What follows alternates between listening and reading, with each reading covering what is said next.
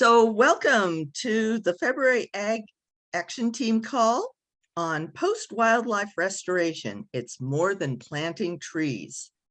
So Reed Hamilton will introduce our speaker.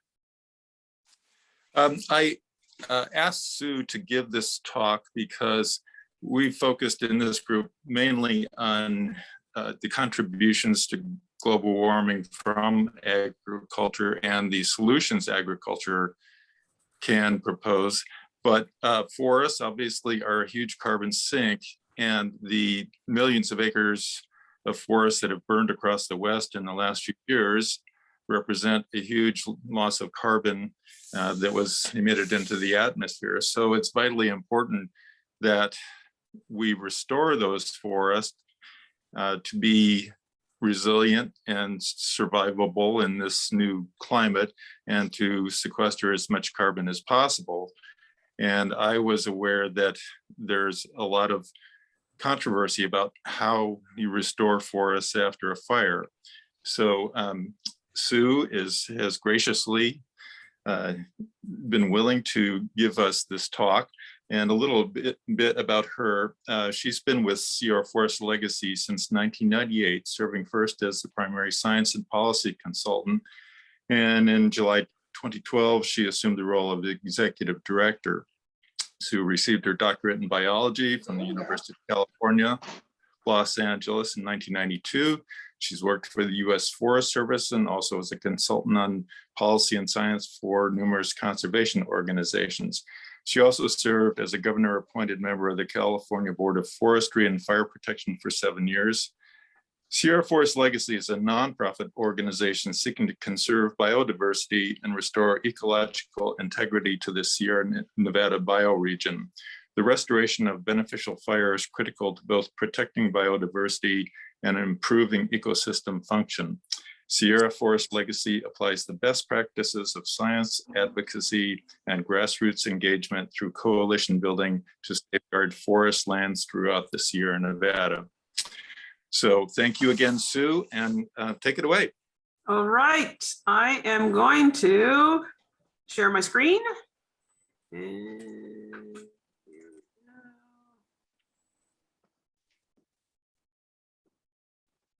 okay, you should be seeing my first slide now. Well, thank you for inviting me. And I was just watching as the group was accumulating here, and I see people from Iowa and Minnesota. And let's see, I don't know where South Finger Lakes is, Nancy, but I'm not sure that's in the West. Maybe it is. So New York. My point is New York. Okay. And then we have Walla Walla, Washington. So my only point is I realized that this is a group that's a national group. And so I'm going to be talking about post-wildfire restoration. And, you know, maybe the most affected areas are in the West now. So the conifer and other community types in the West. Some of the principles, though, that I'll talk about toward the middle of the talk and beyond, in terms of how you would try to examine what would be the right restoration after an event, and this could be anywhere, that would consider climate.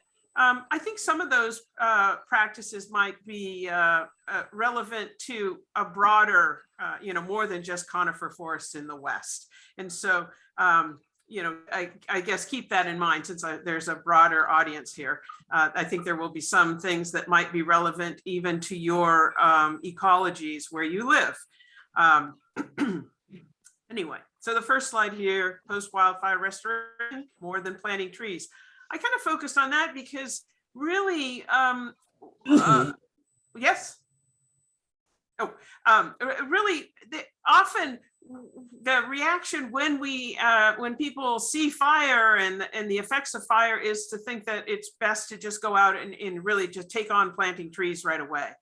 And what I'll be talking about today is a more deliberative process where we, you know, you want to take a pause and look and see what's the environment is like, how it's been affected by the fire, and then make an assessment about, you know, when is restoration need, and so on. And so I'm going to be talking about a rather deliberative process in terms of assessing whether there's a need for restoration and what actions are the best actions and what actions you should take in light of changing climate, and also considering carbon and the desire for both stable carbon and for carbon that we can accumulate carbon.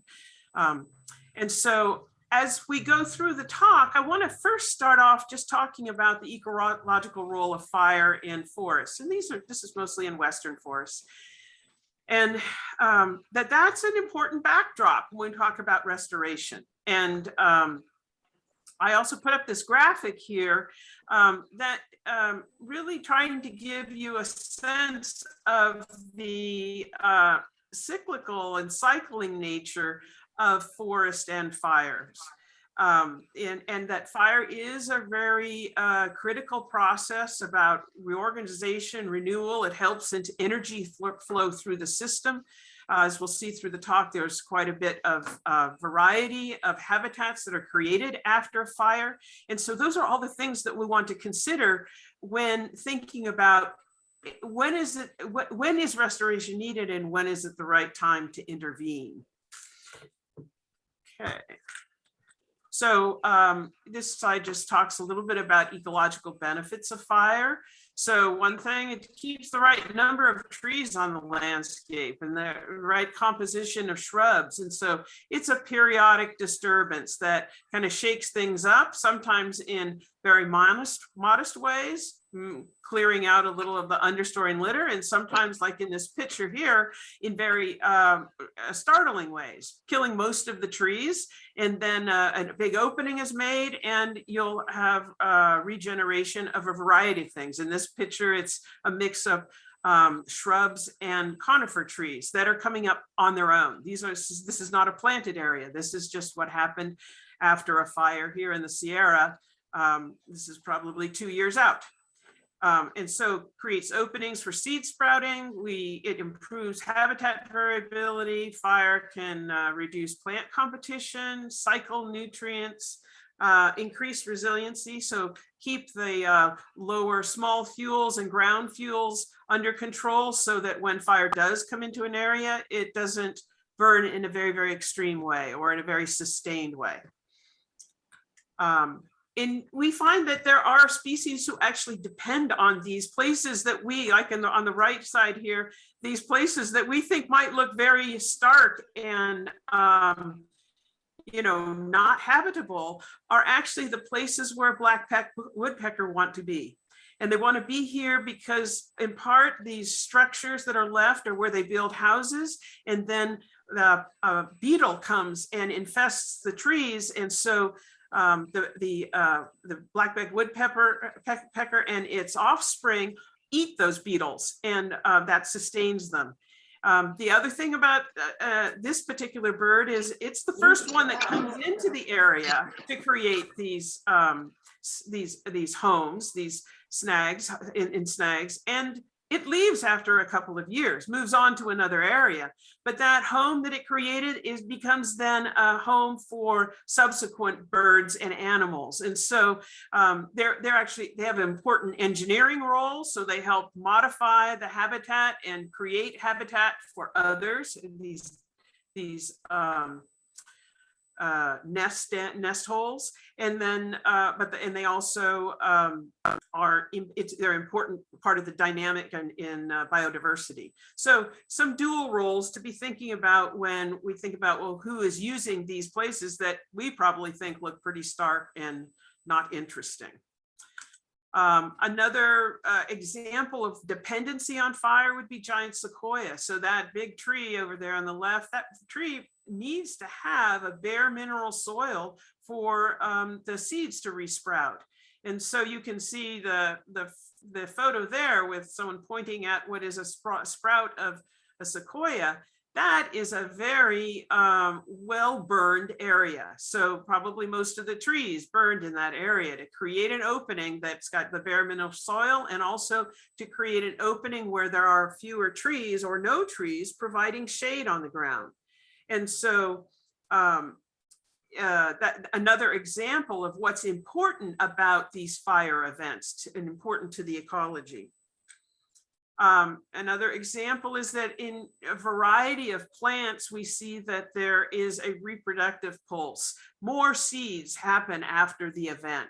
Sometimes that's because fire releases nutrients, and that's a boost, and so you see greater seed production. Sometimes it's because those seeds were waiting in the soil, and those seeds were scarified by the fire, and then there's a burst of reproduction and seedling growth. It's a variety of things. And so that can be important for this, what is called in the graphic there on the right, the reorganization.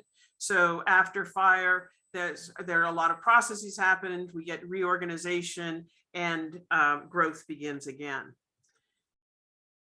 So, you know, I'm framing that fire is good, and there are many, many benefits to fire, but it's very important about, you know, timing, the location, and the mix of severity. And so here's a landscape in California, and I think this is in Oregon actually, but then the Klamath area, which is kind of Oregon-California border.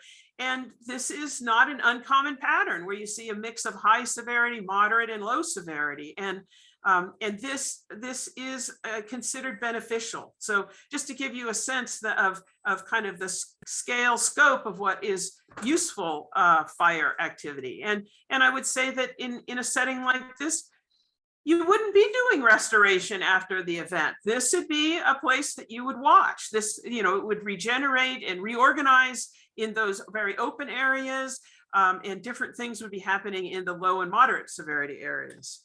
So here's another example of two fires in California, and they're to scale. So the top one is about 257,000 acres, and the bottom one is about 23,000 acres. So, you know, they are kind of scaled appropriately, roughly.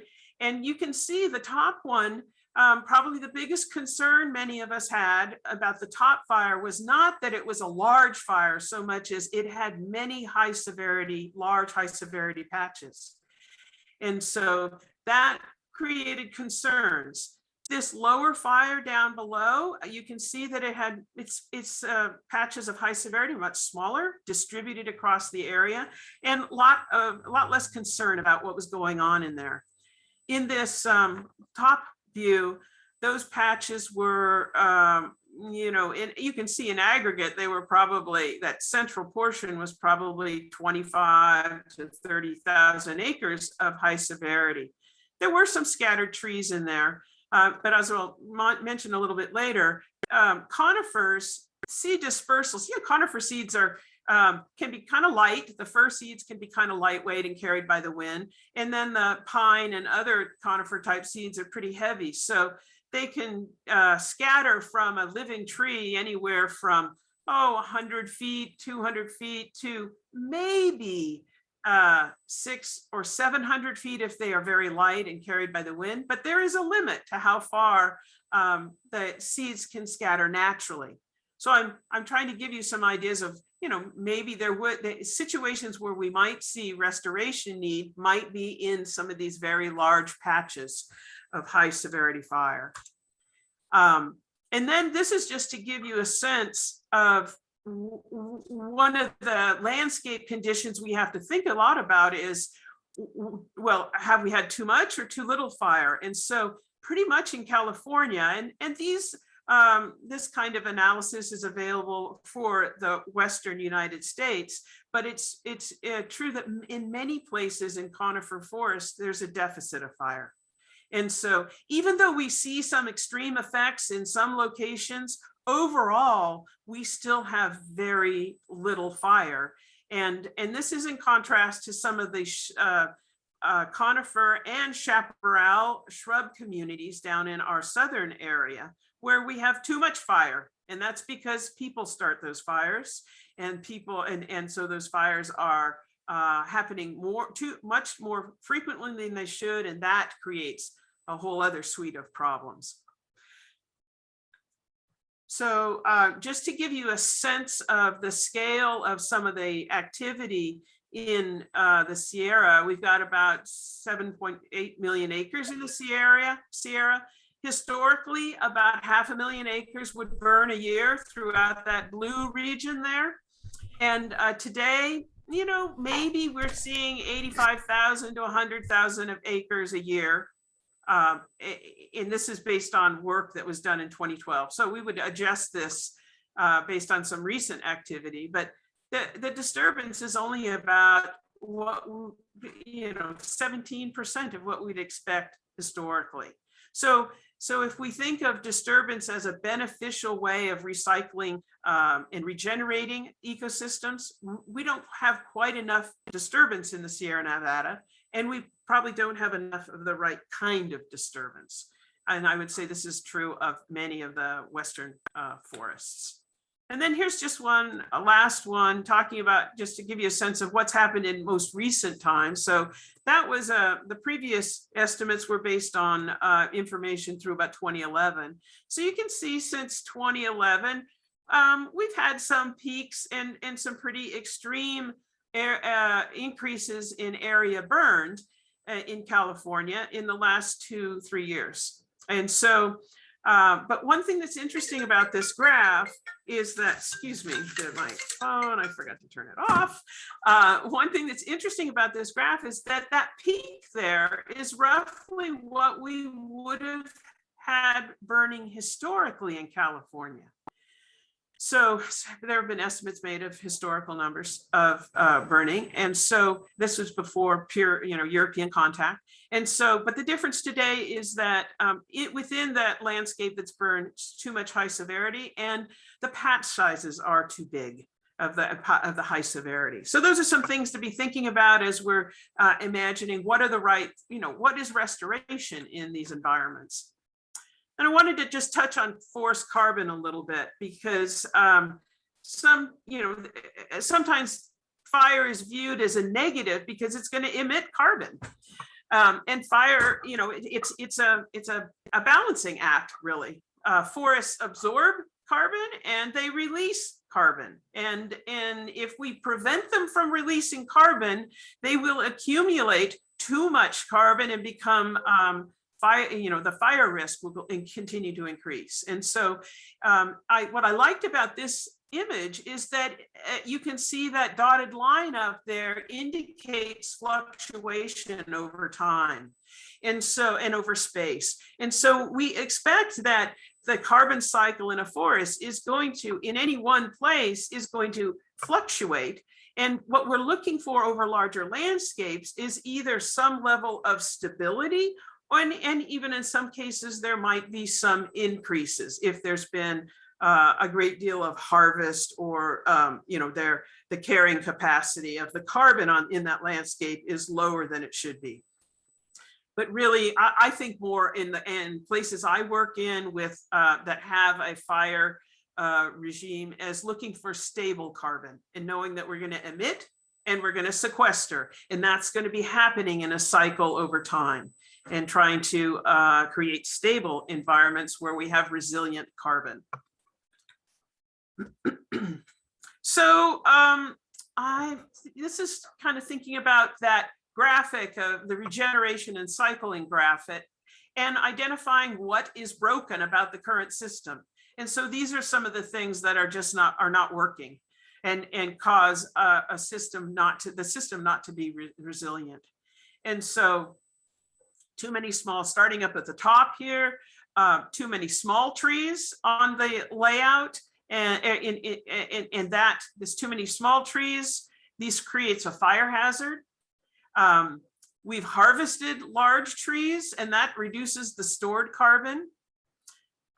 We keep moving around here. We have fire suppression, and so this has been going on since the early, I don't know, 40s, 30s, and 40s, fire suppression. And so the positive benefits of fire disrupting and cleaning out or keeping fuels low in the forest, that disruption has caused a buildup of material, and that contributes to the extreme fire events we have today. So fire, you have fire because you get an ignition. you have fuels, and you have certain environmental weather conditions that allow those fuels to burn. So if the fuels are wet, you won't have the fire. If you don't have an ignition, you won't have a fire. And if you don't have sufficient fuels, you won't have a fire. So it's this dynamic, three things you need to have to make the fire occur. And fire suppression has really disrupted this ability for us to have fires that are beneficial. So we're moving on over here to this idea of reorganization. And if we do things after fire, well, there are some consequences. Salvage logging, that has to be done before, mostly must be done before you can plant. If you're going to plant, you tend to have to salvage log ahead of time. That can disrupt the things that are on site and growing. So that first slide I showed where we had a picture of regrowth occurring, salvage logging would disrupt that, and you would be then inserting something else to grow in place of that native biodiversity that's returning. And then if you plant an area, there's sometimes planting occurs in areas that are already growing already growing shrubs and hardwoods, for instance. And so that would disrupt their growth. And so there are choices then to be made there about whether that's the right thing to do, or it would be better to allow the current crop of vegetation to grow. Okay, so what's broken? And I would just offer, if we're thinking about the landscape and this environment that is variable, that has periodic disturbance, probably the most pressing issue for forest carbon is to stabilize it. And that's by, over large areas being able to implement beneficial fire. And then the other thing that is important to do is to increase carbon storage by allowing large fire resilient trees to increase in size. So those are some pretty important things that are not directly connected to post-fire activities, although these activities feed into, well, wanting to consider what it is the post-fire landscape is like, and whether how will you introduce beneficial fire to the post-fire landscape, and how will you plan for increasing carbon storage in the remaining trees. So, but then now we're faced with, well, let's talk a little bit more about what should we do after a wildfire. And this is one of the, it's funny, this, funny, sad, but this King Fire in 2014 was one of the biggest fires we'd ever seen in the Sierra Nevada, 257,000 acres. Well, that's now been eclipsed by two fires this last year, one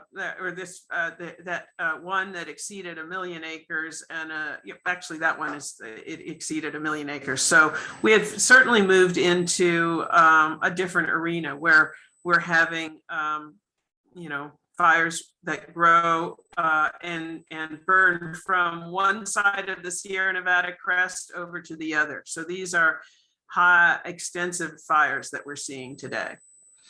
And this image here is one that looks pretty much straight up this in this red map, the map over here on the right, the red area straight up this way. And so you can see that they're really in this landscape, there are very few living trees. It's very, and some in this foreground here, some hazard tree removal has happened. This is a roadside area.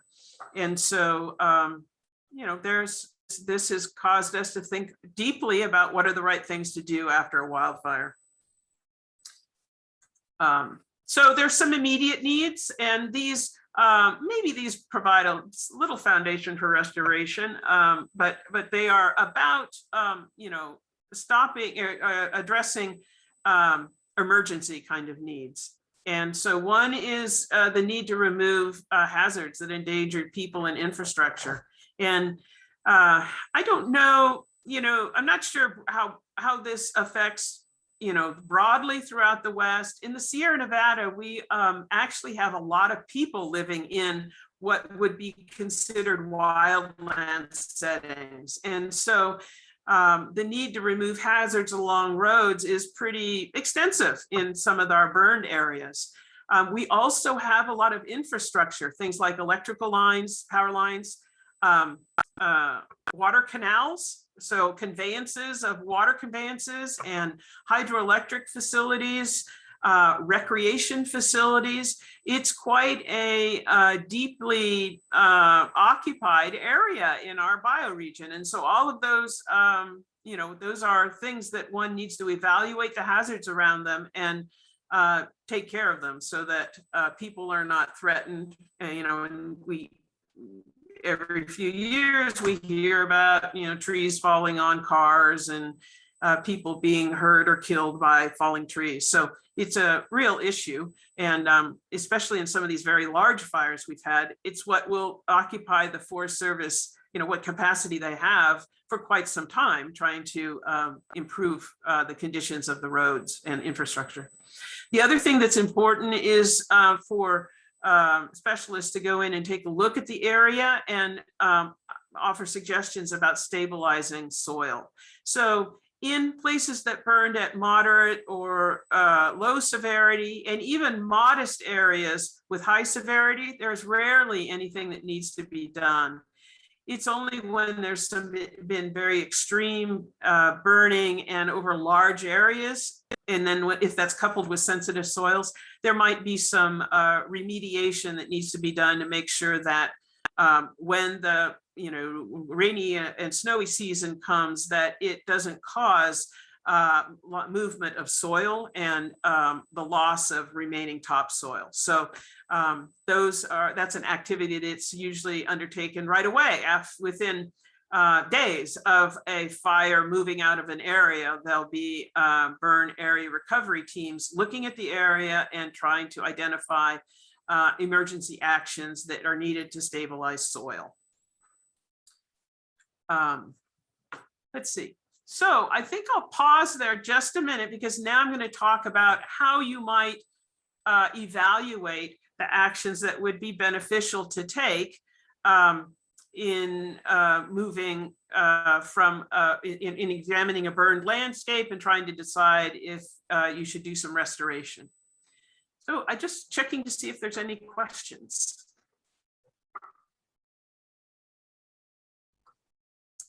Okay. Hey, Sue. Yeah. This is really interesting and challenges a lot of my understanding. Is the high severity then ranking a function of where it happens and maybe the amount of undergrowth left from the lack of fires? I was trying to understand what drives that designation and why it seemed to be more common with the recent fire compared to the historical information you were given. Yes. Okay, good point. I'm just going to go back and look at this map here. So this map is showing us the degree to which the trees have been burned. And high severity means that more than 75% of the area, in basal area is the cross-section area of a tree. That's what they call its basal area. So roughly more than 75% of the trees have died in those red areas. In this particular fire, and you can see in the image to the left, most of the trees. So in a lot of these areas, upwards of 90% of the area burned. Burned all the material, and even burned all the branches. This is very extreme fire. The reason it happens is probably there is a couple of reasons it happened. The fire, the days that this burned, the fire was pretty. The weather was very dry. And there were winds, and this is kind of at the beginning of a drought time in California, but not in the middle of the drought. So it was dry, but it wasn't as extreme as it was, say, this last 2 years. So there's a comparison point. Not as dry, but still burned very extensively, and that's in part because of the weather, the winds that happened. This area also hadn't, is steep. You can see that we're dropping into a canyon here, very steep canyon. And there hadn't been fire in this area for, I think, probably 150 plus years. And there was a lot of vegetation in the understory that was fairly thick. And that provided the tinder and the fuel. And so you combine that with then the winds, and you get a big event. Now, we can compare that with what happened this last year. And we had some very large fires, and those fires occurred. The vegetation setting was kind of similar in terms of there was a lot of small material in the understory. We had drought for several years, and then the drought is just as an example. There was only some modest, less than 10% moisture in the vegetation. In June of last year, and that's the amount of vegetation moisture we would have expected in September and October normally. So it was extremely dry. And so you combine that with winds that occurred this last year when those big fires happened in the Sierra Nevada, and very, very dry conditions. And that accounts for some of the big and extreme events. So each year it can be quite variable, or it can be variable on the site. And I'm just going to go backwards now to show you this one. These two fires, one that turned out, pretty good. We're pretty happy with it. The Aspen fire, pretty good effects and, beneficial. And Rim fire both occurred in the same year. And they occurred about 200 miles apart. And so I'm just giving you a sense, it really all depends. It's not one, in a given year, it's not even one size or one kind of thing. It can be quite variable depending on the site conditions. And the position and the weather at that particular, the wind at that particular event. And so there wasn't the same kind of wind in the Aspen fire that we saw in the Rim fire. And timing can be an issue too. The Aspen fire started with lightning, and the Rim fire was started by someone. And the Aspen fire then burned at a time that was slightly more moist and was ended by a weather event. Whereas the Rim fire just kept running and running until up in some of these northern regions up here, it ran out of fuel. And the weather did get cooler and more moist. It didn't rain, but it shifted. So just giving you a sense that there's an intense dynamic about it, and how fuels, weather, and ignition all play into, the trajectory. Is it going to be an outcome that is not desirable? Thanks. Yeah, it's complicated, and that makes, honestly, this makes restoration figuring out what's the right restoration actions complicated, because you're trying to balance some of those things. And then when we pile in climate change and trying to anticipate what that might mean,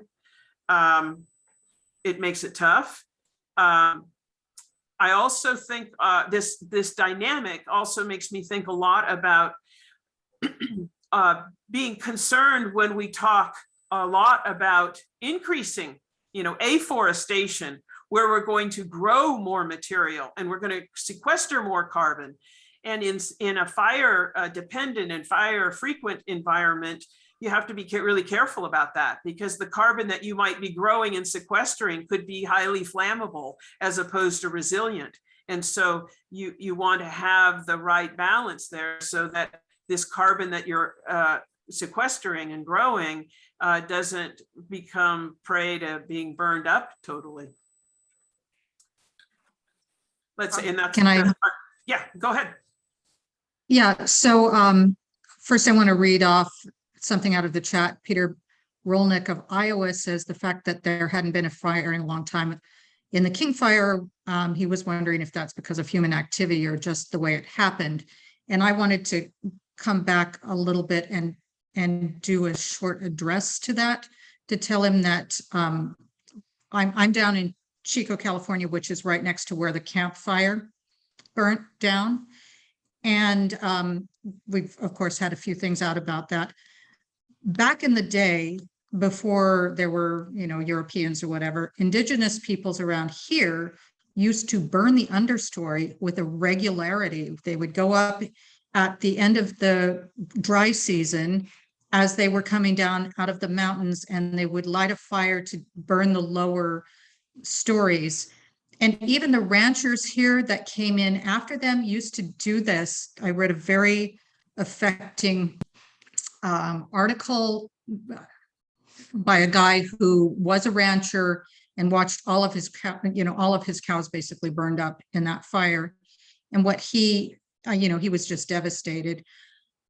But when his grandfather was working the land, he used to go up, and as he brought the cattle down at the end of the season, he would light a fire behind him, because that's what the Indians had taught them to do. And then our supposed wisdom, our government decided to make that illegal, and his father was crying about it. And this guy is like, this is what we're reaping, what we've sown here, because I would still be doing this. And he said the one section of his, his area that the cows usually go to, the one section that didn't burn completely, where it stayed a ground fire instead of a crown fire, which is when it goes, gets much more dramatic. When he said that one area that didn't burn so hot, that was the area that had a small burn 5 years before. So just wanted to put that out there. Yeah, that's excellent points. There's quite a bit of, as you referred to the burning that people did, even up, ranchers doing. I just, one aspect of hope is that at least in California, and actually this is true in the Midwest, in some of the Rockies areas, there are people, private landowners, who are coming together and creating burn associations. And they are prescribed fire associations, where they're trying to come together, train themselves how to do these burns, so regain the knowledge that your father had, and then apply that to their lands. And they're using a model that's, each one teach one. And so they create these collectives so that they can do their burns together. A lot of that has happened in the prairie areas in the Midwest, but now that idea has moved into places in California, and there's quite a few prescribed burn associations now, and really working hard to train themselves about how to use prescribed fire, and then apply prescribed fire as a collective body. And so it's very exciting. There's actually a burn association in Butte County area. So in your area, there. Yeah, probably Don Hankins.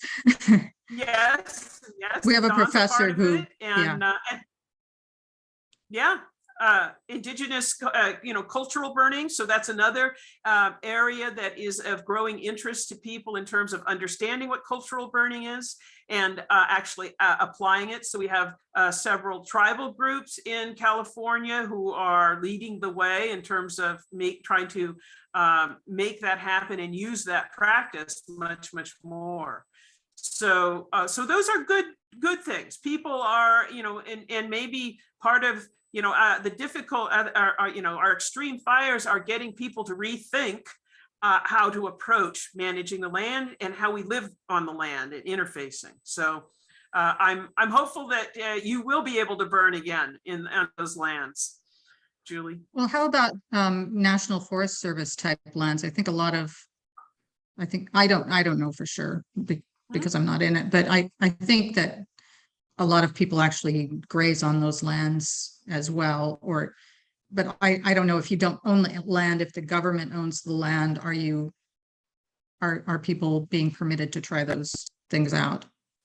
Let's see, the Forest Service, when they're the land manager, they can have cooperative agreements with various parties to work together on implementing something. So there are places where, and the landscape is a little different. So grazing happens a little differently as you move up elevation, and more of the forage is in meadow areas, and so those are managed a little bit differently than the broader sort of shrub tree landscape in terms of grazing. But there are definitely opportunities for cooperation. I know the Turkey Foundation, Wild Turkey Foundation, and the Mule Deer Association both work with Forest Service to do cooperative, to do burning to help enhance habitat. So that would be, grazing and habitat for quail and habitat for browsing for deer. So a variety of benefits. So those things do happen. So there are opportunities, and people think more deeply about them now because of the desire to increase the amount of area that has been treated in some way to improve resiliency. And so the Forest Service now has a very much of an MO that's about developing partnerships and working in collaboration. So that is something I've seen in a change, really increasingly change over the last 10 years, and even it upped more even in the last 5 years. So those are positives, I think. Let's see. So let's pop down here again. Okay, so if there aren't any more, I'm looking at my time too, and I probably want to move along here. So this green graphic I'm going to use again, and it's to remind us that we're trying to, when we take on restoration, we're trying to support and enhance this cycling, the conservation, release, reorganization, growth. And so the good news is that there are some interesting frameworks and tools that are being developed to help us compare post-fire conditions to those that would have occurred under a natural fire regime. A lot of times that's called natural range of variability, but a condition that we want to see on the landscape. And then the tools help us design actions to help us bring the system back into in line with those conditions. And so this is one example of a framework that is for California. There's lots of principles in here that I think are relevant to restoration. Certainly in the Western US and frequent fire forests, but also elsewhere. And so, they have a suite of guiding principles. I thought, let's see where we go. And so restoring ecological processes, beneficial fire is a process. Fire is a process. And so that's where that kind of comes into play. There's a landscape context that they consider, and this is important in thinking in terms of space and time. And so, because we're thinking now about, you need to be thinking about a landscape in its altered condition, and what is it going to be over the next several, 25, 50, 100, 200 years. So it's not a one-off in terms of an action you might do on the landscape. It's something that you're going to have to be monitoring and evaluating over a longer period of time.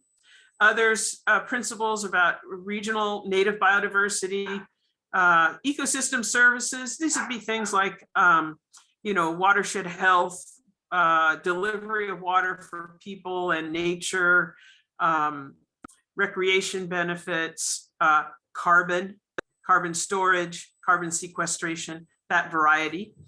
And then what I really appreciate is that they develop a prioritization approach for managed interventions. So trying to set, a scale of what you should do now, what's most important to do.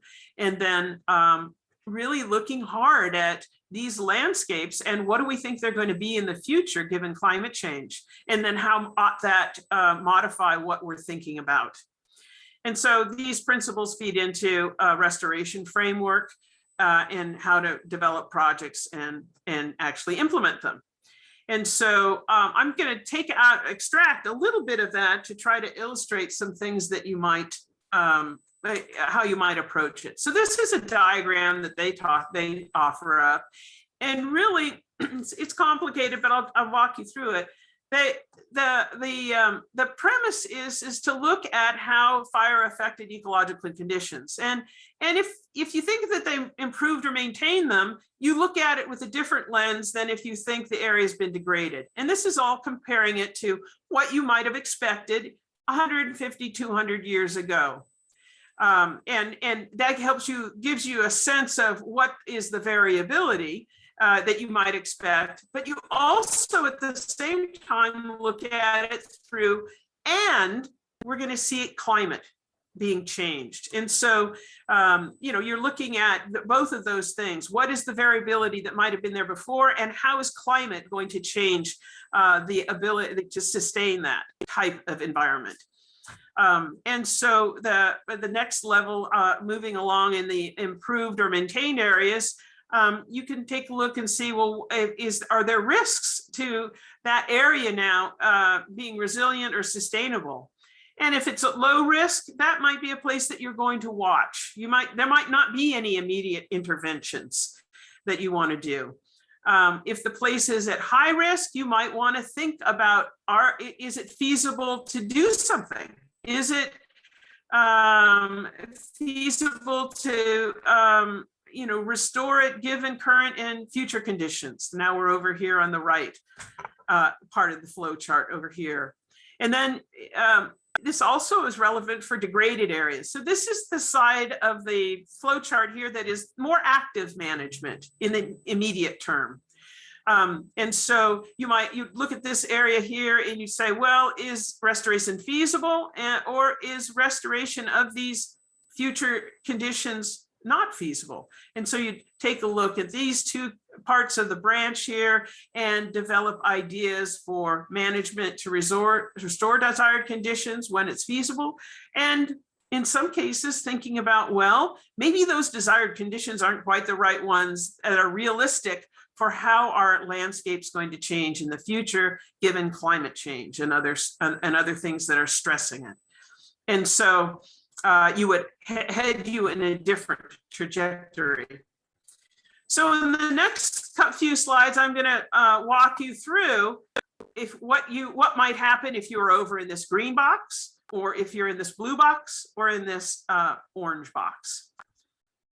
So if the post-fire condition is ecologically good, you might, you seek to maintain or promote desired conditions. Here are some things that you might do on that landscape. So this is, keep in mind, this is that burned landscape. Maybe this is the aspen fire. That was that smaller fire that had the range of conditions we were liking. It had patch size of high severity patches that burned was okay. They weren't too big, and we had some good effects on the moderate and low severity parts of the fire. So here's something you might do at some point in maybe in 5 to 10 years, you might reintroduce fire again into that area, because fire in that area burns between 5 and 20 years. And so starting to work on making sure that that fire is allowed to come back, either through a natural ignition or a planned ignition, that would be one thing you could do. Monitoring and eliminating invaders is important. Invasive species, now that space has been opened up, you can see expansion of invasive plant species, and that's a problem. So needing to address that is probably one aspect that you want to watch. An action that people don't think of too much, but allowing the trees to grow and accumulate carbon is an action. That's a deliberate action, not harvesting, not removing them, allowing them to continue to grow. One thing that is something that needs to be considered is culvert size. As a burn comes through an area and it removes some of the living material, less water is taken up. And so that can mean more water in stream water, which can be a good thing in some of these drier systems.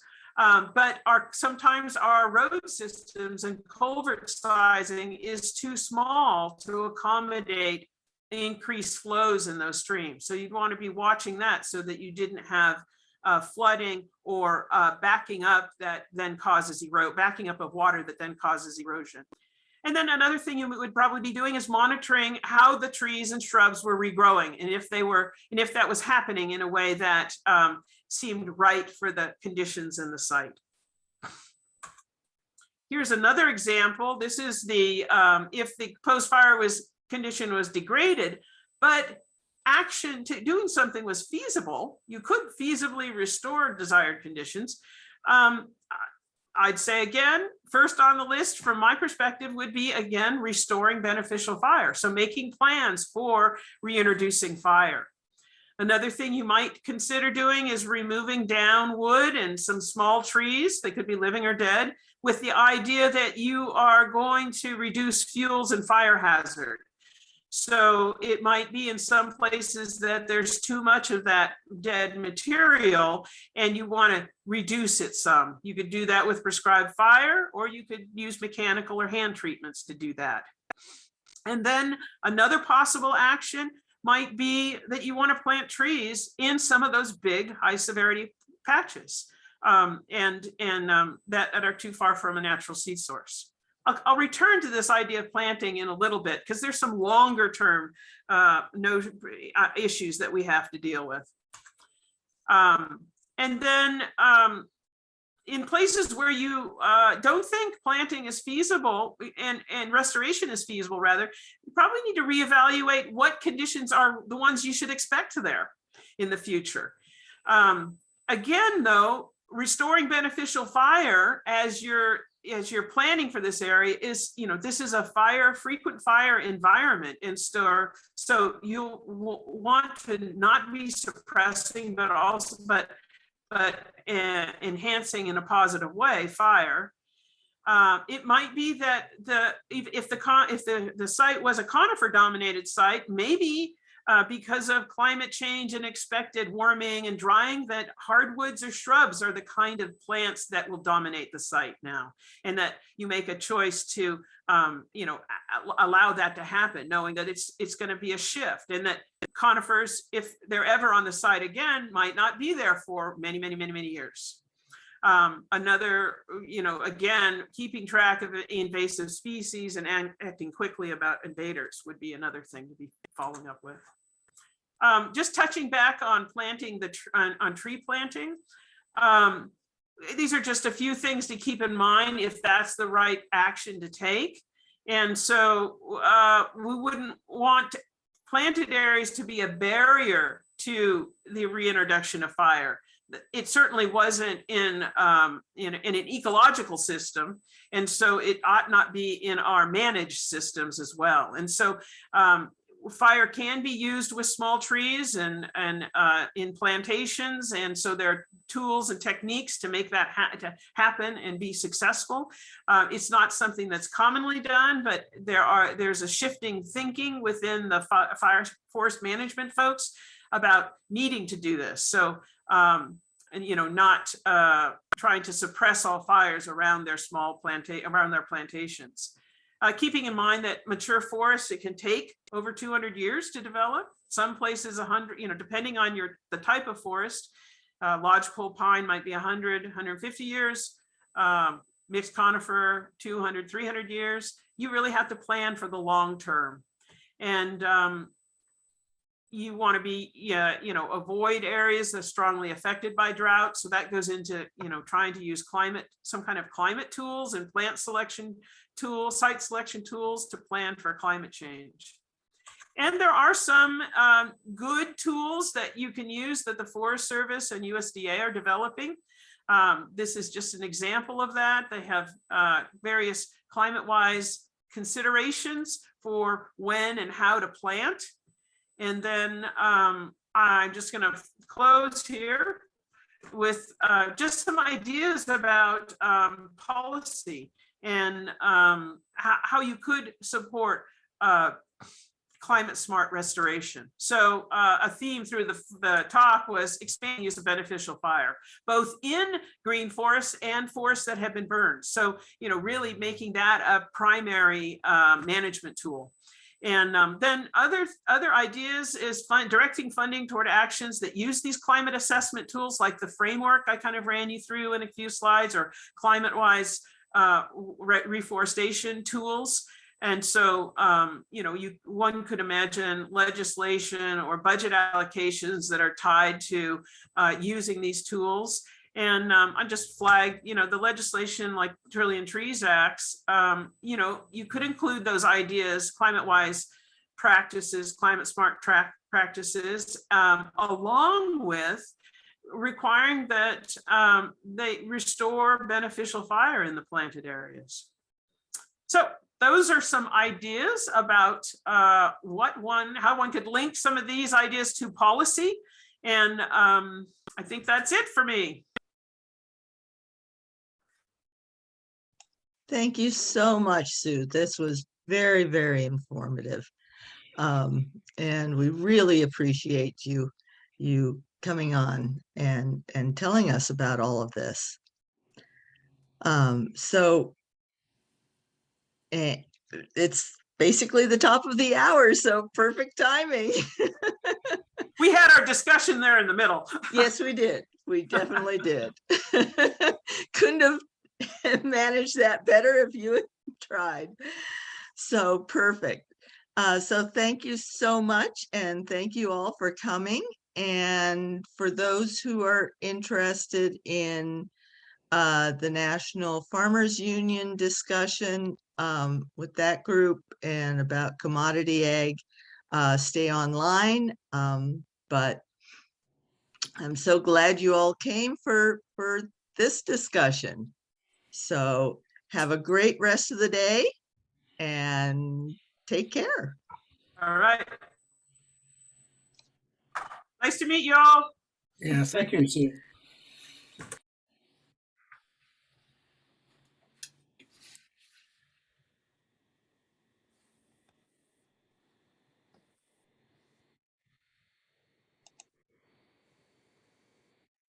I don't see Paul.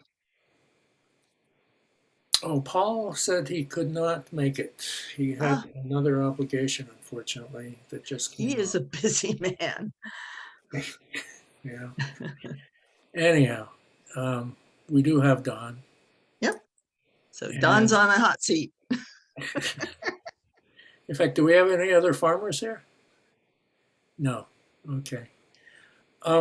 So what I'd like to do today is just have, I personally need to learn about how these commodity markets work from the standpoint of a farmer. And I will be having conversations with Colorado farmers in the near future about this, but I thought it would be interesting to hear from a farmer's point of view how these commodity markets work. And I suppose I'm concerned that these markets will not reflect the additional cost of fertilizer. And I think, in fact, we have an example now where fertilizer prices are going up, and I'm wondering how that is affecting you within the market. So I don't know exactly how to begin this, but maybe you can just talk about your experience, Don, within the commodity markets, and where you see they work and where you see they don't work. Thank you, Doug, and I really appreciate you bringing all of this up. And I'm not quite sure where to begin, except that the ag markets really split. For most of us in the Pacific Northwest, our market is an internationally traded bulk commodity. And the other side of that is and that also means being a bulk commodity, it's an undifferentiated commodity. Identity is not preserved at the farm. Let's go back a bit. And I'll speak from my own area. We grow the wheat, we take it to a county elevator, or we take it to the river. We have a storage receipt by a local co-op. We choose to, when we sell that wheat, at the point that we sell the wheat, we transfer ownership to the co-op or to the private grain handler, and then they move it down the river to Portland or Kalama in Washington, and it is put on ship and shipped to the Pacific Rim. And so, and when it does, we don't have identity on that. So there is little to no incentive in this particular market to indulge particular varieties with particular characteristics. Is quite the contrary. We want to have a product that has a standard composition, standard protein, standard moisture, and so forth, so that when the baker in Korea or the Philippines or Pakistan gets that grain, they know what they've got. They don't have to adjust their milling and their baking techniques and practices to accommodate it.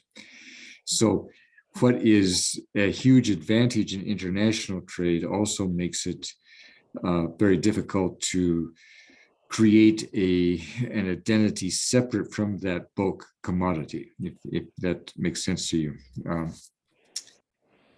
Now let me, yeah. Don, I was so- going to ask you something. I just joined, so I don't know the process we're doing, but I was wondering about the cost of storage. And I've heard that there's like a big 5 that you have to go through, and I was wondering at what point you hit them. No, the cost of storage is very predictable, but it does create an incentive to move the grain early rather than late. In terms of marketing, you can either market the grain itself or market the paper around the grain. You can either do futures, you can do options, you can do a whole lot of things as opposed to holding the grain. In some cases, there's a real incentive to move the grain early. In other words, take a short position on the grain and go long on the futures market or with an option, in order to build in a possibility to take advantage of a price increase that might happen through the season. There are some growers who will, just basically sell a third of the grain at harvest, third of it in, December, and a third of it in February or March. They all sorts of different strategies for handling that particular issue. But the storage is a very predictable. It's a month by month storage rate, and so you know what you're looking for, and your market price has to be adjusted downwards for every month that you hold the grain. And so consequently, again, growers will play the futures markets to avoid incurring the costs. They pick up the costs of transactions on the futures market and so forth. But that's the sort of calculation they will go through. Now, in my region, there's probably a handful of major co-ops, and there's been consolidation through the years where you will deliver your grain and store it, and they will then contract with a smaller number of international traders to move that grain. The intermediate stage there, where you have the elevator operator, what we call the elevator operator, or the handler, there's a very, very strong disincentive for those people to hold grain on their own account.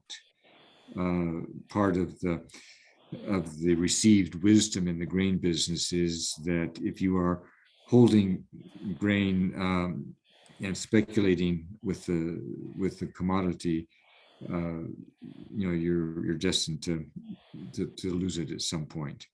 But that is also the position that the grower is in routinely. The grower is in a position of holding the grain and speculating on the grain. So there's a little bit of that. Now that's kind of and we can come back to some details on this, but that's kind of the mainstream of moving grain as a bulk commodity through the international trading systems. There's another model out there, which is a niche market, I think I'm fair to say at this point, and that is the domestic organic market. The domestic organic market is one where identity is precisely maintained and stored differently. As you go through the countryside here, you'll see the county elevators, which are these big, huge silos. And if you go into and that's where my grain as an internationally tradable commodity goes. But if I were, producing for the organic market, my customer wouldn't be in Karachi. My customer would be in the Willamette Valley. And I would be storing the grain in bags, each one with a different characteristics or different line of bags with characteristics of variety and character and protein and other quality dimensions. And that would then be trucked directly to the mill. And it's a very, very different process. As I say, I think at this point it's still fair to say that that's kind of a niche process insofar as there's not a whole lot of organic grain on the market relative to the international trade volume. Roughly 85 to 90% of the wheat grown in the Pacific Northwest goes to international trade. The remaining would go into these niche markets, and then the small portion would go into feed grain for grain that is damaged or out of spec. So Is the organic market actually available to you if you were going to go to the effort? And also, is there possible that a niche market could form of non-fossil fuel grain or something like that? Oh, really interesting question. The value of an established organic operation is in its informal networks and its relationships to the buyers. And an established organic grower will have developed these relationships that allows them then to move grain at different times of the year. Will get access to new varieties that miller may want to use to grow organically. All of that would be available to me, except I farm dryland and on hills, and organic. If I were to go organic, I would need to probably have an irrigation and more gentle slopes, and probably an integrated livestock operation. And I don't have that. But down on the draw, one of my neighbors, one of my very, very good friends, is a very large commercial organic grower, and he has all of that. And that's what makes that work. Now, with regard to the specialized fossil fuels, the question is, how would you get to that minimized fossil fuels? And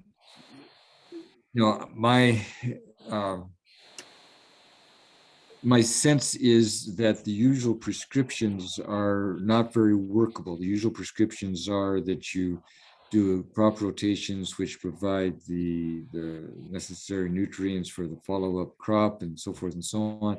That doesn't particularly work when you're working with very high productive crops. You need a fair amount of nutrients added to the crop to make it, and so that's probably not a feasible approach. The other approach is, do you have another motive, motive energy? In other words, instead of diesel going into your cats and your combines and so forth, can you do something else? And Nancy and I have exchanged a couple of notes with respect to hydrogen hubs and being able to eliminate fossil fuels on heavy equipment going to a hydrogen or ammonia-based fuel, and that's possible, and it's down the road a ways, of course, but it's not there yet, quite a ways away yet. But those are the two approaches to reducing the consumption of fossil fuels on the farm. And the first, as I say, I don't think is a feasible prescription for growing food for a mass market. And also staying in business by growing. One of the problems, we keep talking about various incentives to farmers and so forth, and we keep talking about why we have to have farm programs. The easiest farm program to have is simply increase food prices. But that's not very popular, and also defeats one of the purposes. This country has always followed a cheap food policy, and that is very good because it basically means that we don't have to provide wages for a lot of our workers. In this economy, we have a high level of inequality as well as cheap food. And if we had a lower level of inequality, if we had a higher standard of living that was more evenly distributed, then presumably we could have a higher, food budget, and the growers would basically be able to make it off of the market. But again, our market in this particular niche or this particular region that I live is an international market. It is the Pacific Rim in South Asia.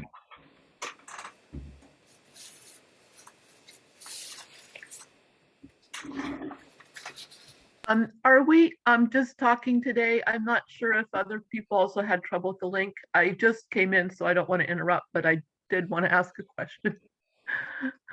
Please, yeah. Go for it. Okay.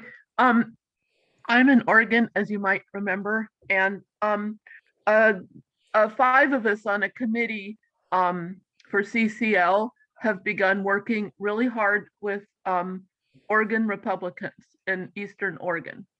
And yesterday I had a discussion with a rancher there, and he makes hay. And he told me he had a $28,000 DISA bill from moving his livestock and making his hay. And I felt he also is a climate denier. Although he's a very reasonable person, it's helping with partnerships and collaboration. And I felt a little over my head about what to say to him. I didn't feel like talking about the science was the thing to do, even though I felt like I could do that and I might do it a little more. But I didn't know how to talk to his business concerns. And I was wondering if you're able to talk about that. Maybe you know the bill a lot better than me, and so you could talk about how he'd be affected if our bill passed.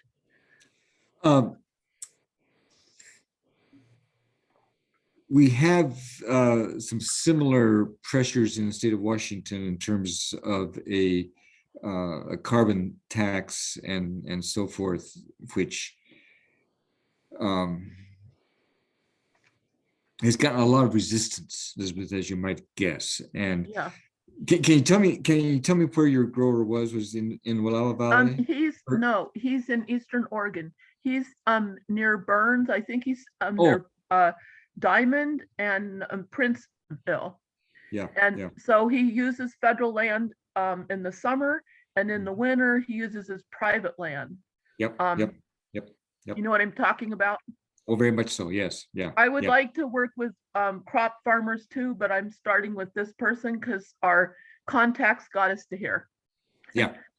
Well, I don't have any answers. I mean, his concerns are absolutely right. In other words, he has to move his cattle. Presumably the grounds aren't contiguous. So he, starting in probably October, he'll start moving his cattle off of the higher range down into his lower range. He has to use diesel on his haying operation.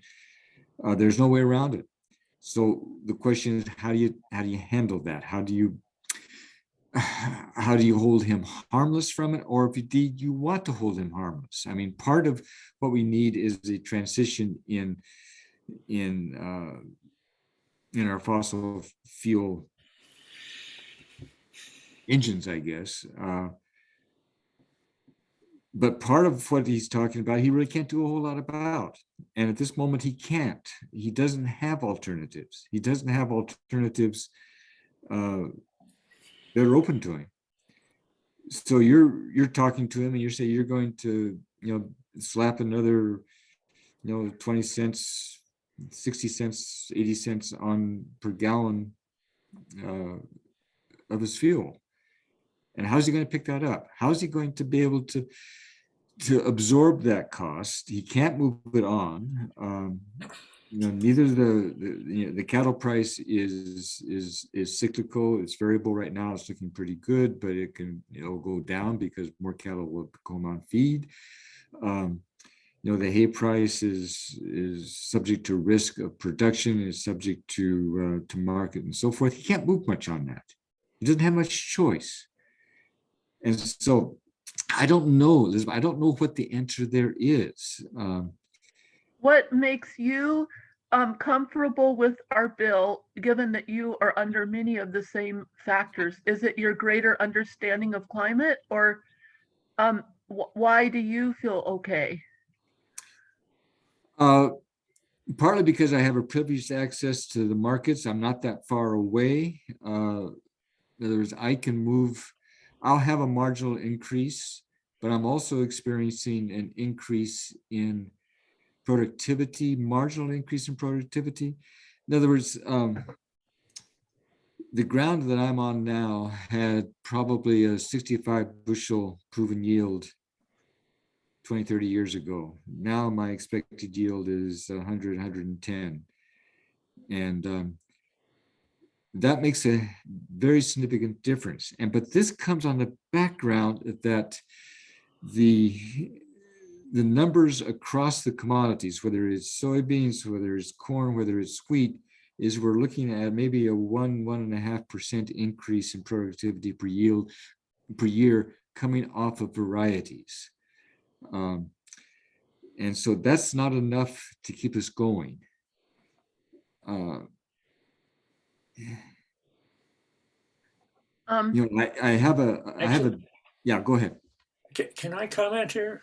Yeah, and I would say, in a perfect market, he would be able to charge a higher price for his product. And I think the issue is it's not a perfect market. And it's definitely not a perfect market. And actually, maybe, I don't know if Elizabeth has something to follow up, but if she does, I'll let her go first. But in fact, do you have a comment, Elizabeth? I had one a minute ago. I forgot it, so I'll have to think of it later.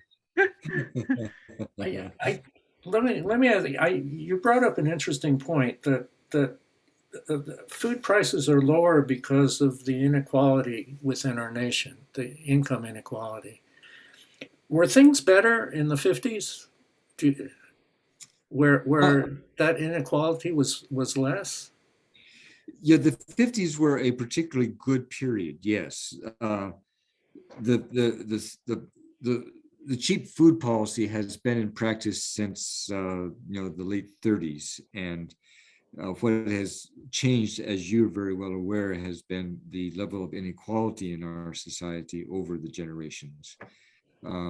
Still, we had a very significant proportion of the population, the Black population particularly, which was excluded from participation in the routine economy, and they have never been able to really participate in an active food market.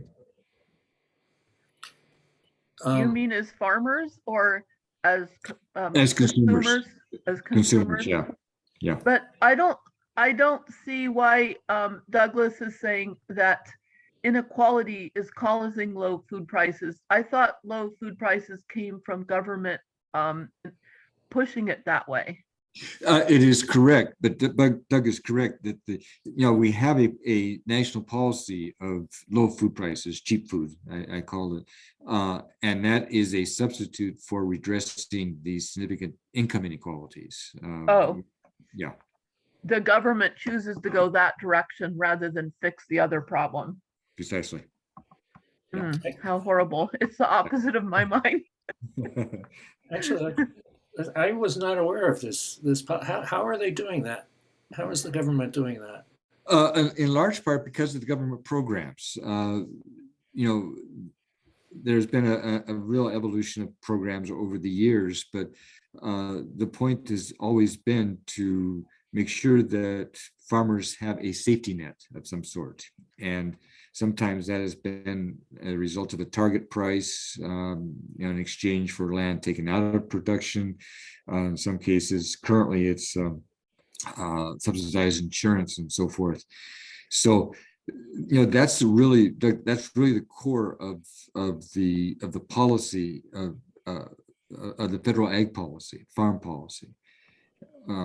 There is, for us in the Pacific Northwest, we're so dependent on international trade. We are always able to justify this as an offset for a cheap dollar that we also have pursued for most of the post-war period, in which we were subject to a risk associated with currency fluctuations. But if we were marketing strictly to a national market, more like the corn market is, we have always had an access to a subsidy of one form or another. And one of the grand bargains that was put together in the 60s and 70s and 80s was the packaging into the Farm Bill, the food support, as well as farm subsidies. And food stamps? The food stamp program, all of that, Elizabeth, all of the WIC and all the rest of it, the SNAP, and which is actually the larger part of the Farm Bill. But that was a grand bargain struck by the ag state representatives, including Bob Dole in the Senate and Tom Foley in the House, who was my representative, and then the urban majorities in the Democratic Party. So, yeah. I remembered what my question was. I was thinking that that climate can cause trouble for people in natural resources because they work in the weather. So I was thinking that there could be some incentive for these people I'm talking to and people in your area to want the weather to not get worse. However, when I was talking to the experiment station director recently, he, instead of saying climate change, he calls it climate fluctuation. And so apparently they go from 4 inches of rain to 20 inches of rain from year to year, and temperature swings. Do you know how to talk to someone who's experiencing that extreme weather fluctuation about how climate change could give them more problems than they're used to? Actually, Elizabeth, I would probably avoid even talking about climate change in this case. I think your interlocutor who talks about weather fluctuations and so forth, that's enough. That's enough. And you can talk about increasing fluctuations. You can talk about higher dips and higher highs and all of this, without even raising the climate change flag. But the response to it with respect to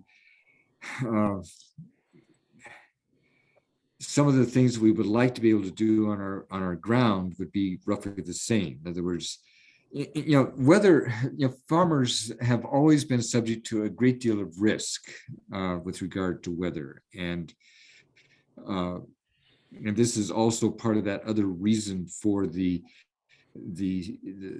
persistent supports, price supports for agriculture has been that you have no control over the weather, you have no control over the pests, you have no control over the rain, the heat, and all the rest of it, and the freeze outs. And so there's been an underlying risk mitigation policy behind the farm policy. And this is why actually the farm policy, in order to maintain its credibility, has moved more to an insurance-based policy. It's more explicitly insurance-based than what it has been historically. So whether, yeah, go ahead. Yeah. Could someone then expect that that aspect of the farm policy would help protect them from a business challenge, a risk from moving into carbon fee and dividend? If it happened nationwide, then wouldn't the farm policy help them? Tell me precisely, and this is, I don't want to put you on the spot on this, Elizabeth, but tell me how you would see the carbon fee and dividend work. The way I imagine it is that everyone's costs go up a little, and maybe a business's goes up more because they spend more money.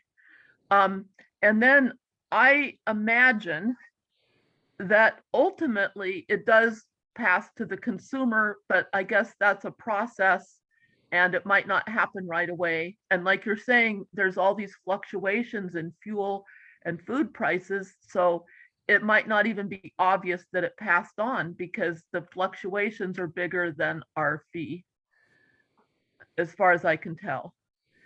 So what one of my internal concerns is that the consumer or the citizen will be getting the dividend, but the businesses are going to have to make an adjustment and don't really get the dividend. I understand what you said about they need to have the incentive to move. So this is supposed to be the small, predictable incentive to move. Is that kind of how you see the fee and dividend working? Yes, and one of the persistent complaints of farmers is that the cost of production is never really reflected in the food price. The food price at the market can inflate significantly on the excuse that there are increases in commodity costs. I don't know the numbers precisely today, but there are a couple of cents of wheat in a loaf of bread. There are a couple of cents of wheat in a cereal box, and yet if the wheat price goes up 10-20%, which has a trivial effect on the actual production costs for the finished product, it is used as an excuse to raise the price of those to the consumer.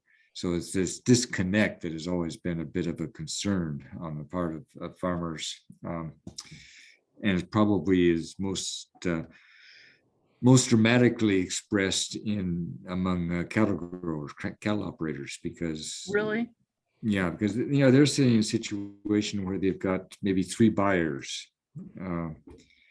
The market is adjusting a tiny bit, but still there are only about 3 to 4 buyers for all the cattle that's produced in the country, and they're so subject to the price that's posted. That's just about it.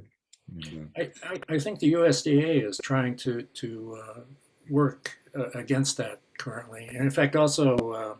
Senator, what's her name, from Minnesota, Doug, is pushing to try and get more local. In fact, that would both help local economies and help ranchers.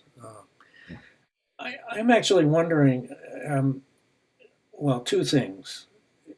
One is, are there policies somewhere that you could put in the Farm Bureau, Farm Bill, for example, that would allow the production costs to be more reflected by the price you sell?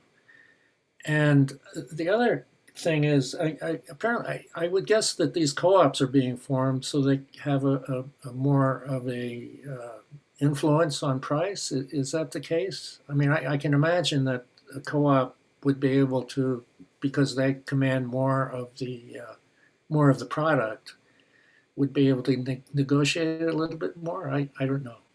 Not really. The major international grain traders are just huge. You know, Yeah. they're nations unto themselves. The principal thing driving the consolidation of co-ops is just basically operational issues and so forth. And yeah. The challenge is to somehow make that transition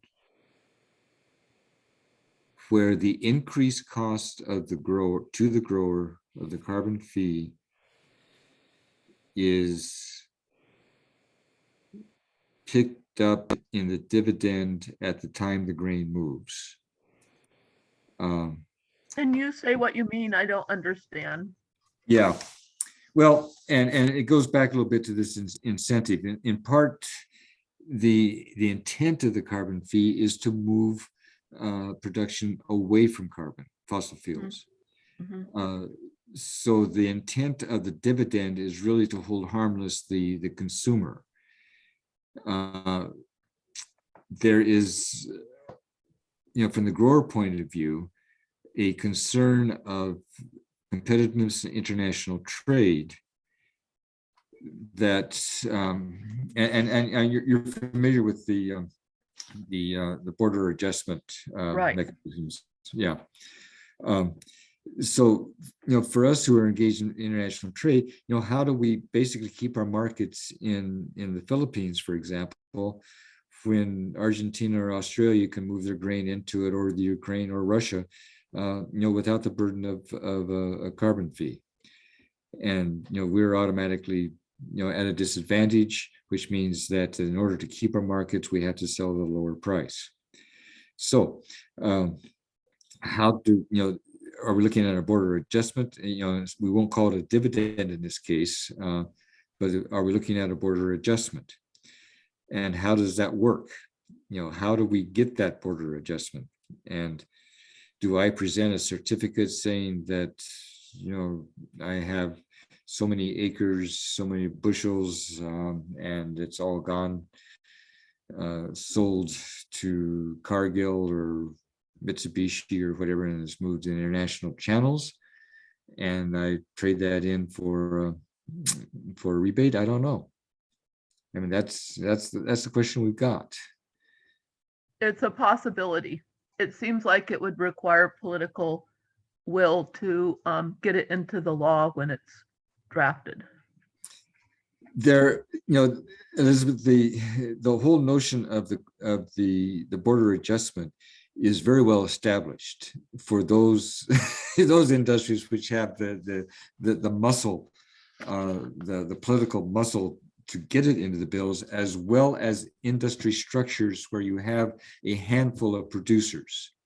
In other words, if you're in the steel or cement industry, and you're moving you know, product to, you know, to a country that, you know, say to Brazil, you know, there are mechanisms that have been worked out, and they're further along in Europe than what they are in this country. But even in this country, even the state of Washington, we have what do we call it? Energy intensive trade exposed SITCs, industries. And they are exempted from a lot of the taxes at the beginning of their process. But the other way to do it is to rebate at the point of export. And agriculture has never been able to have the political muscle, I guess, to become an EITE, energy intensive trade exposed sector. The Farm Bureau can't achieve something like that, or no, I mean, you know, has it even tried? Interesting you asked that. I don't know that they have tried that. As you know, Elizabeth, in this area, the Farm Bureau is the major ag advocacy group.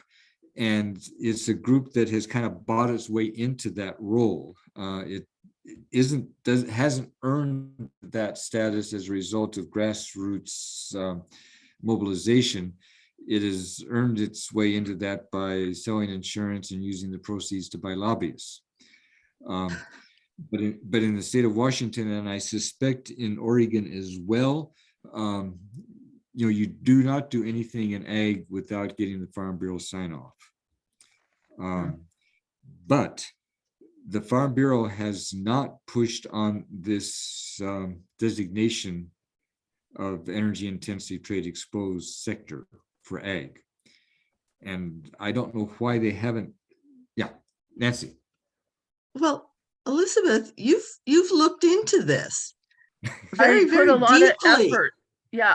What Yeah, I can and see is the numbers, the carbon intensity it's comparable to steel and other aluminum and everything. So it seems like the science would allow it. So I guess it's a matter of, I mean, and they're very variable for those metals and for ag. The numbers are very, very variable. They overlap very much. So it seems like it's a distinct possibility. It's a matter of how the politics would get in there. okay, that's not what I thought you And had told me. What did you think I said, Nancy? Well, anyways, Greg, I know you've been involved in this as well. What's Well, your? and so, and Don's talking about specifics. I'm going to back the discussion up into general terms here a bit. The challenge with ag in this energy intensive trade exposed sector is it's possible, as Elizabeth's saying, if you're to look at the carbon intensity of the production, maybe it qualifies or it's comparable.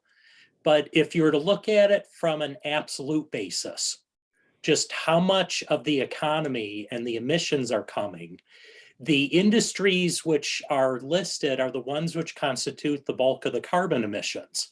And so you get into this sort of 80-20 rule or the S curve about how far into the economy are you wanting to go?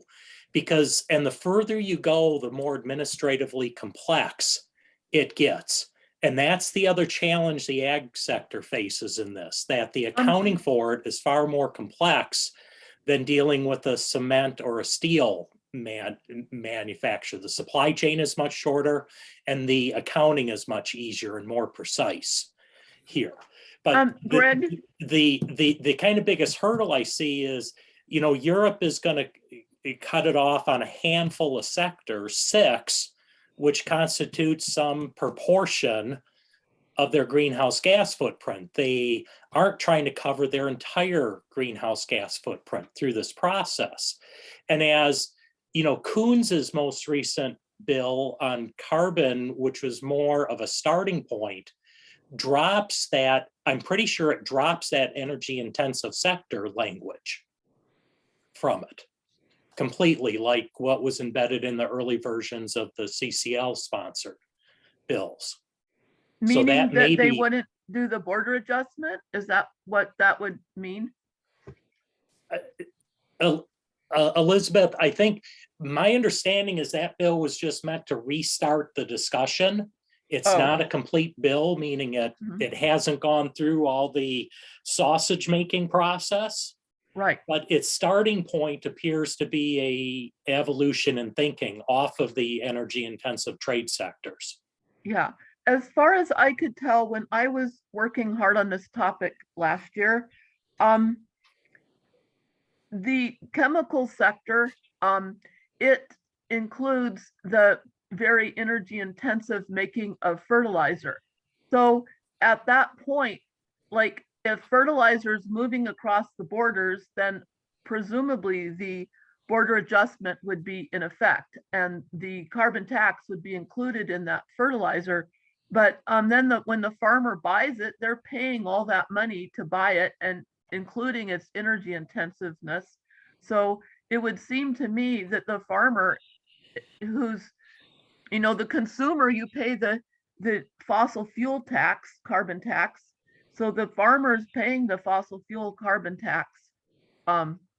So it seems like that should pass along with it. The help shouldn't just go at the chemical level. It should go right on to the person that's buying the chemical. Yes. I think that. Hi, Nancy. Yeah. Nancy, just can I think, get in here sometime Sure, now? sure. Okay, well, you could switch to no-till and low-till and cut your fuel costs in half. So why isn't this just a problem of changing farming methods? Actually, most growers are probably already doing no-till, but in any case, no-till probably takes as much diesel as a conventional till, simply because the size of the equipment you have to take through the field, the resistance to the openers and so forth is very energy intensive. So it's not a one-off thing, Ron. Well, So I mean, like Rick Clark, I was at a field day where he did a presentation and he talked like a 7-year difference as he applied more and more of these regenerative farming methods. And he went from 30,000 gallons of diesel fuel in 2011 to 15,000 gallons in 2019. And he saved $35,000 over that 7-year period. And on all of his costs, when he had reduced, nitrogen fertilizer and other kinds of chemicals and so forth, he saved $670,000.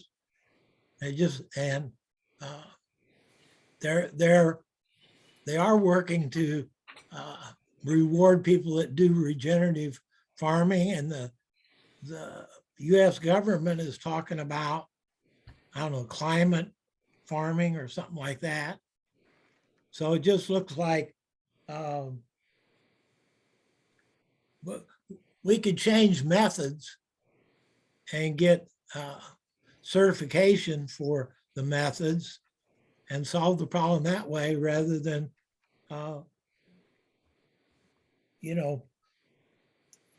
and avoid the problem of the increased fuel costs because of the carbon fee and the increased synthetic nitrogen cost because of the carbon fee. okay, there are several components to the regenerative ag. One is, as you pointed out, is the no-till. A second is cover crop, and the third is the use of rotation of livestock through. And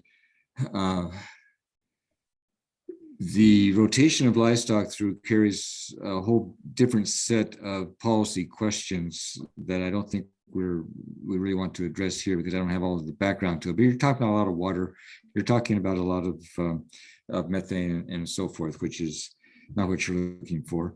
No-till is broadly accepted across the country and it's not a major deal. The cover crop is available only if you have moisture, late summer moisture. And,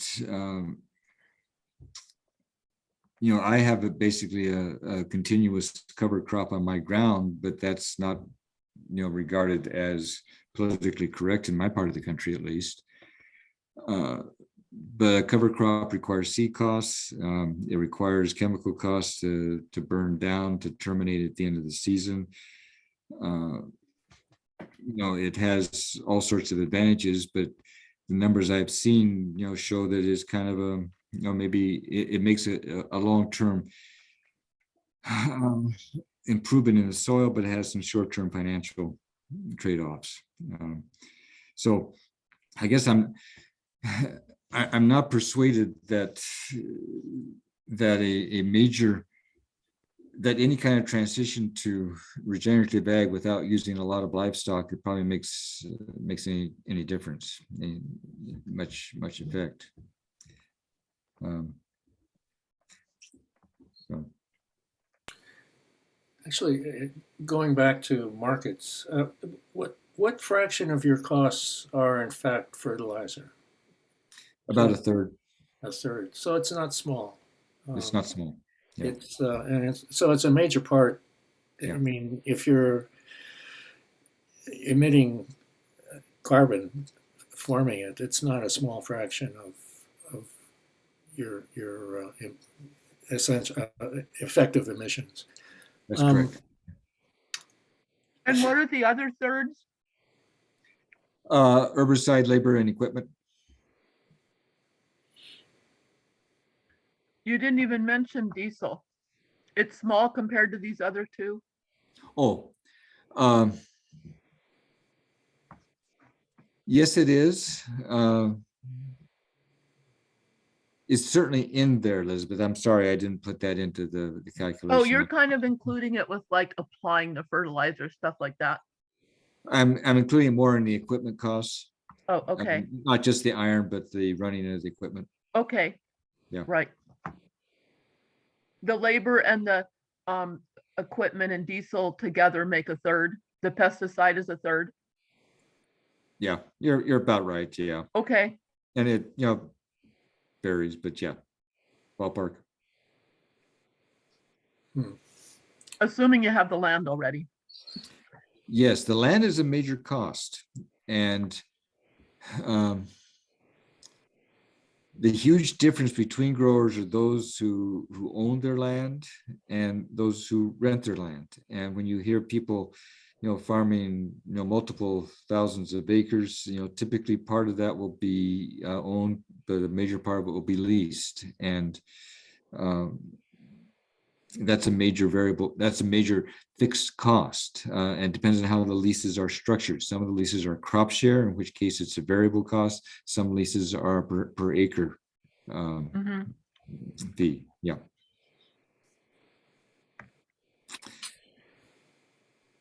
And the advantage of that is to be able to use your equipment over more acres. Use your overhead, your administrative overhead over more acres, so your cost per acre goes down. But it also then puts you into a real bind if you get caught up in an adverse weather condition or market condition. Yeah. It seems to me there are two problems with fee and dividend for farming. And one is that the price that you will get for if your costs increase, it's not going to compensate. Yes. The other is, and I've heard this even from liberal farmers, is that they want policies that are voluntary. And, you definitely hear that from the Farm Bureau. But even, I've been working with a local farmer here in southeastern Colorado who put together a bill. In fact, he's worked with several Democratic administrations, governors in the state, so he's not a conservative farmer. And the bill he put together for it's a soil health bill, but it was completely voluntary. And so you would be reimbursed if you did certain things, but if you didn't do them, no big deal. And I don't know if the Farmers Union has the same stance, but I'd actually be surprised if there are some farmers in the Farmers Union that didn't have that idea. I know at least one. So the grounding for that, Doug, is that the land is the farmer's principal asset. Yeah. And quality of the soil is money in the bank. And that with the proper information, the farmers, the grower, the landowners should be able to make decisions with regard to that particular asset that serve both private as well as social ends. And it is probably that nexus between practice on the ground, whether, whatever we want to talk about the quote appropriate practice or conservation practice should be, and the value of that ground to that landowner, to that grower over a long period of time, whether it's a good investment. And that's where you get the argument, the legitimate argument, if you will, for making a voluntary practice. And in fact, I mean, farmers have been demonized in some ways over the past, and they're the most important conservationists around. I mean, it's in their interest to do that. Yes, So, and in some cases, well, and to follow up on that, Doug, there's an awful lot of innovation within the ag community. The innovation is bounded by the risk level involved and moving outside the norm a bit. But growers are always trying to figure out how to do it better, do it cheaper.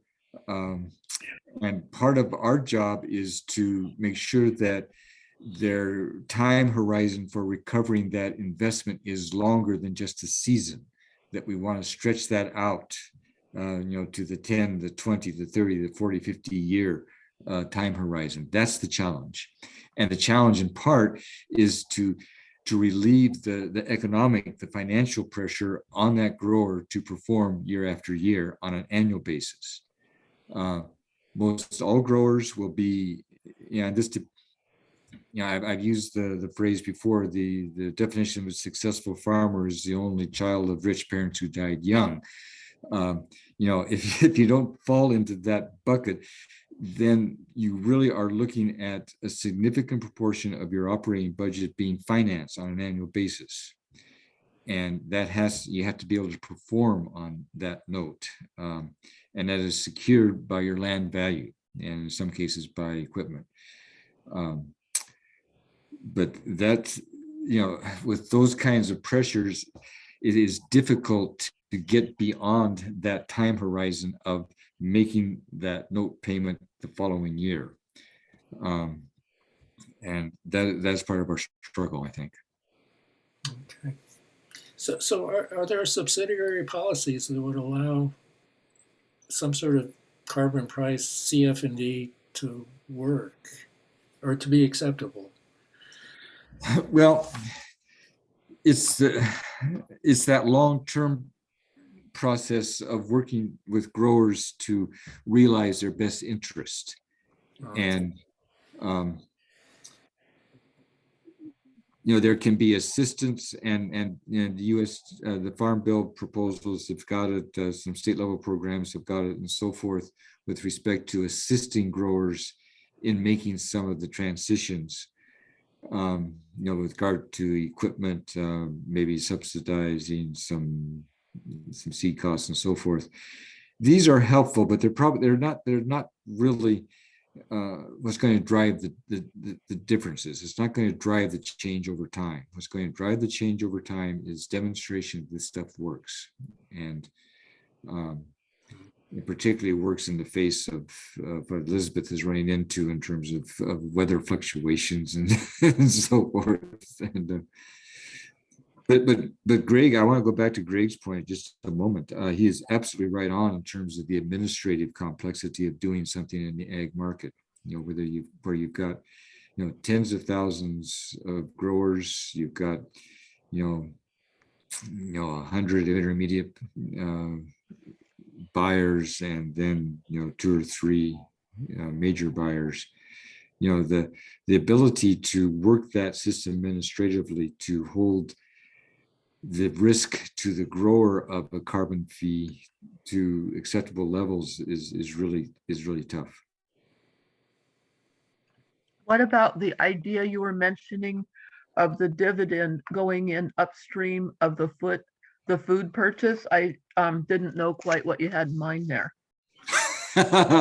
Elizabeth, I'm not sure either at this point.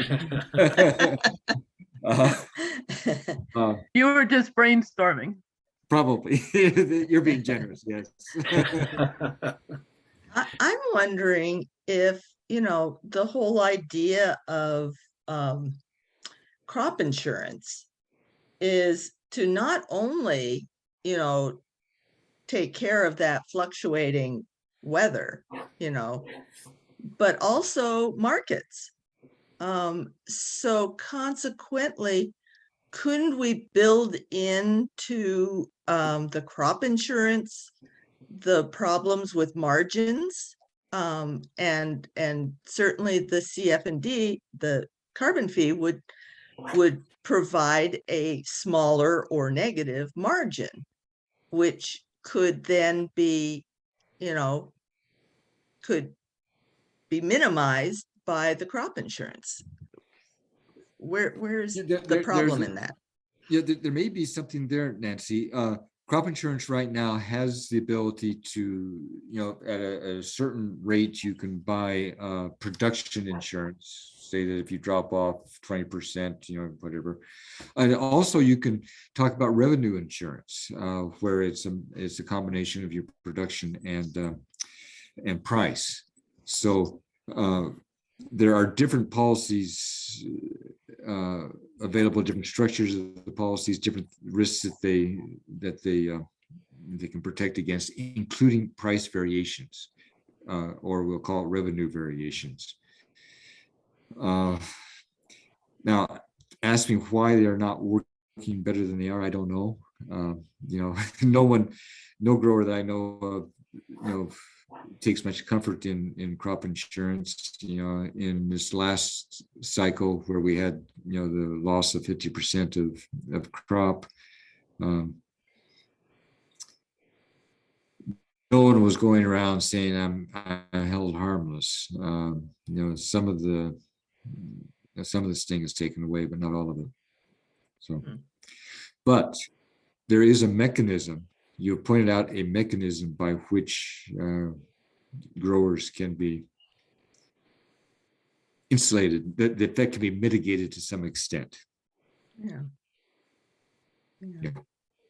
If this is a brainstorming on policy, has the agricultural transition policies embedded in Senator Durbin's bill been closely vetted?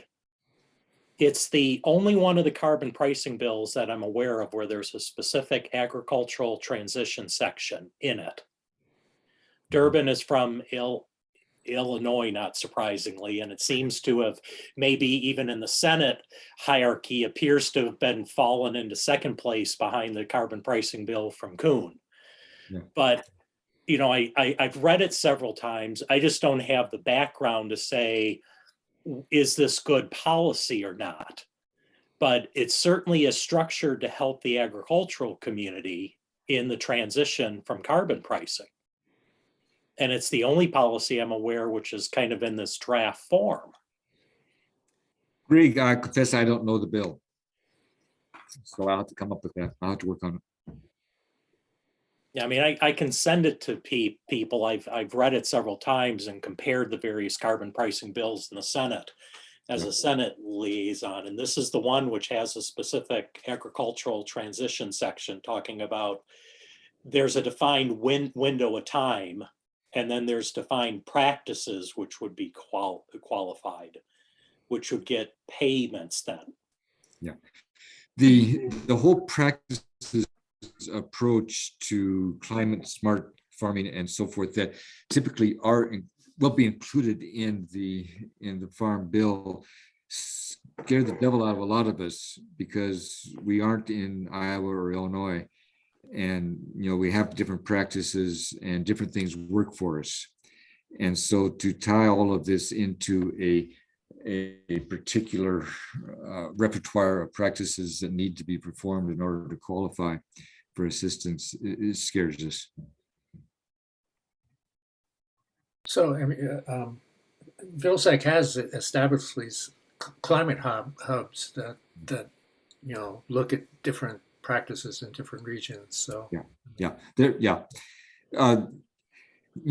here we get back to a little bit different notion, but Greg's notion of administrative complexity. In the state of Washington, for example, I think we've got 8 different regions, and that's just one little state. And so coming up with policy that's appropriate to each one of those, growing regions can be burdensome after a bit. Despite the problems with the farm bureaus that you mentioned, it seems like it would sure help if they'd engage with carbon fee and dividends so they could help create the mechanisms that would help.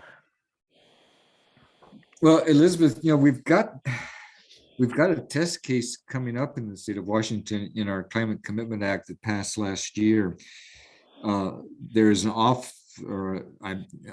or off-ramp, depending on how you want to put it, for agriculture. Agriculture gets about a 5-year window to figure out what it's going to do.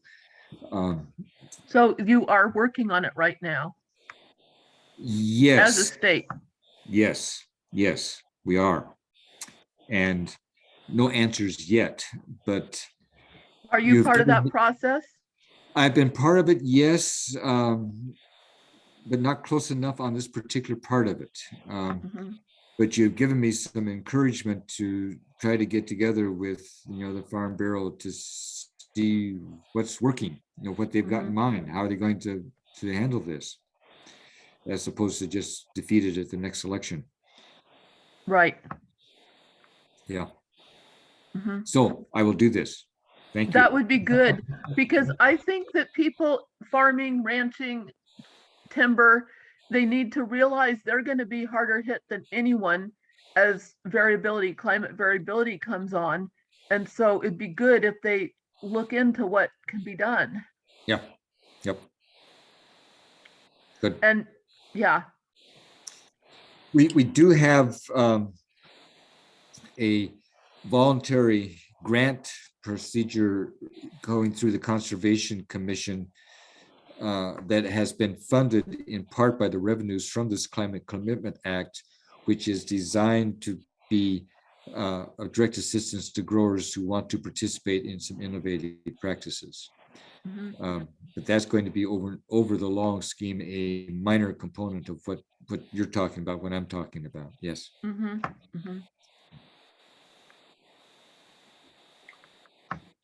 Okay, well, we're past the hour. You mean past the 2 hour? Yeah. This is a great discussion. I really appreciate it. Do we want to do this after the ag team meeting each month? Is that? I certainly would enjoy doing that. Well, I don't know if joy is. I think we've had very productive conversations. Yeah. So I was going to say, my background is physics, and physics is easy compared to this is a difficult problem. And, I guess any, social science, which this is problem, is pretty complex. So, Yep. So, I'm not sure what we'll talk about next month, but I kind of like to continue this. In fact, one thing I would like to talk about at some point is how do we talk to farmers and how do we talk to farm organizations about this policy in a way that's meaningful to them. And maybe that's the topic of our next meeting. Yeah, I need serious help on that, because the High Desert Partnership in Harney County, Oregon, is working with us because they see that climate is a complex issue that could use some conversations among different parties. And it's not that clear on what to do. I talked with this guy yesterday. He's happy to talk to me, but it's hard to know how to have the conversation go somewhere useful. I was really straining to think of what to say or do that would be helpful. Well, Elizabeth is right in the hot spot of all of this because the Eastern Central Oregon Republicans have shut down the state legislature 2 years in a row on a climate change legislation. And the crazy thing is, during our legislative session in early 2021, we got a majority of Republican senators to support carbon fee and dividend. And we got a third of the House Republicans to sponsor our memorial bill.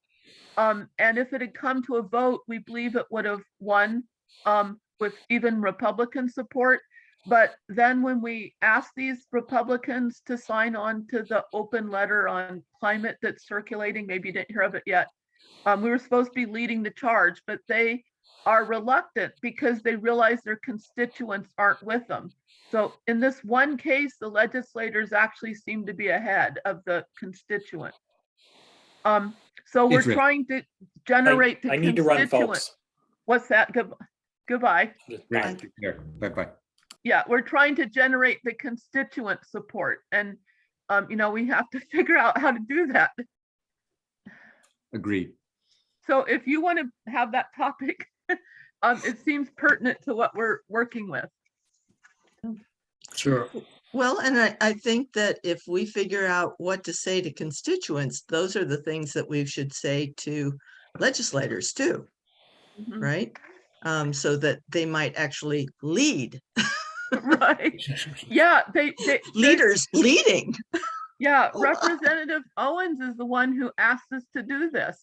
Wow. He's fine about working with his caucus, but he needs help with his constituents. So Well we're done. trying to do that, the five of us. Nice. Yeah, Well, you're doing really good work, Elizabeth. Thank you. Yep. thank Yeah. you. I super appreciated talking to y'all and you and your insights just from your farm and your yeah, Great. thank you. Yeah, thank you, Don, and thank you all for being part of this. Has been a really good conversation. So I'm becoming better informed. Thank you, Doug. Take care. Okay, take care all. See you. Bye-bye. Goodbye.